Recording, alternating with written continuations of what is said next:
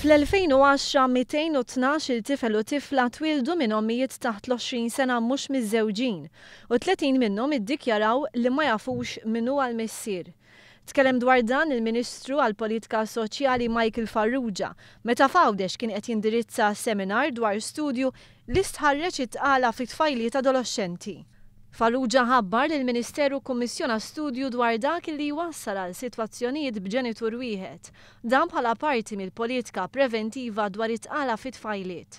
Studju bl-isem ta' Pathways to Single Parenthood u li għandu lan li jkun hemm aktar edukazzjoni u aktar tagħlim f'dan il-qasam. Michael Farrugia tenna li hemm bżonn li tiġi indirizzata wkoll il-problema tal-missirijiet mhux magħrufa. Il-Ministru kummenta dwar kif dan il-Gvern qed jgħin lill-persuni biex ma jibqgħux jiddependu fuq il-benefiċċji soċjali. Bil-benefiċċji soċjali persuna tista' tkun mejjuna iżda qatt ma tista' titla' l fuq fis-soċjetà għaliex tkun qed tidħol f'riskju ta' faqar. Fl-istess okkażjoni tħabbar ukoll li l-Gvern alloka 25 miljun euro mill-Fond Soċjali Ewropew tal-2014-2020 bris l-inklużjoni soċjali.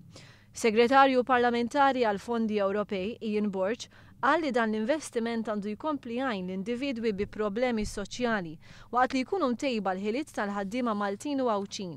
Dan għandu jgħin biex il-pajjiż ikun aktar kompetittiv.